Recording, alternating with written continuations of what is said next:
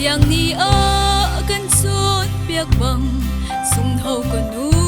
tot mi nang chu nu vial te la ka van thapi nasi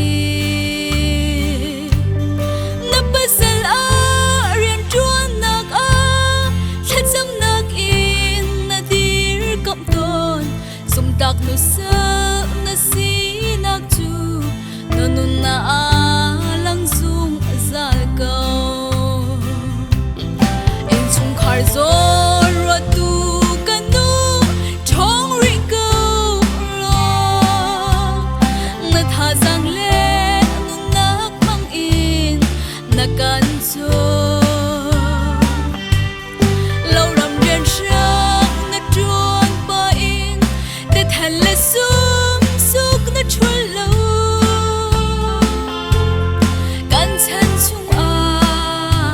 na dot nak phil lai lo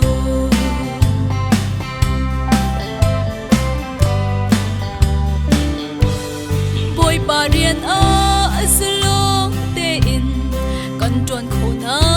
kha cha ti na li ro sur lam chau sang zang ba ngai mi ram tang le ti ral thiang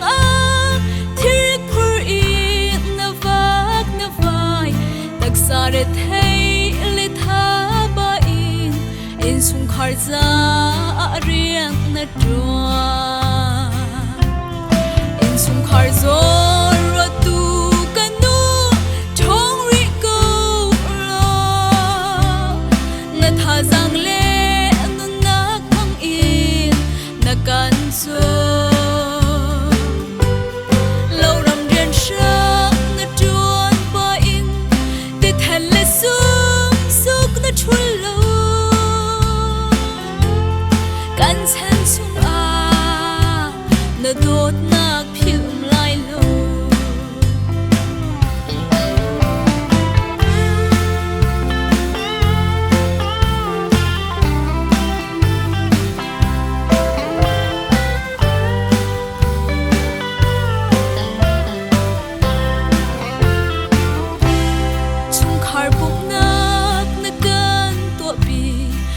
le lu chung ku chuani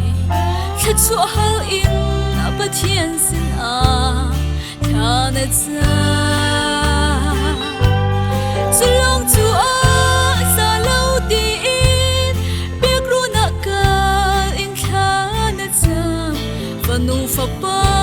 ha hi boy pa nang mani kil veng ha na ti khar zor tu KANU chong ri go lo na tha zang le nunnak mang in na kan cho loram rian sang na chuan pa in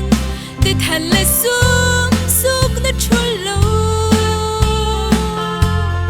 kan chan chung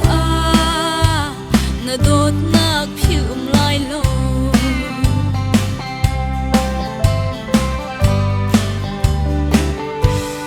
na choi shin hiang pa le bali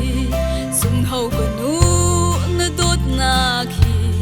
cham kho lo boy pa tu ni thei se lo nu via de lak na do big nu via de KANU kan kei chan tu boy pa ni thlo chua in pe se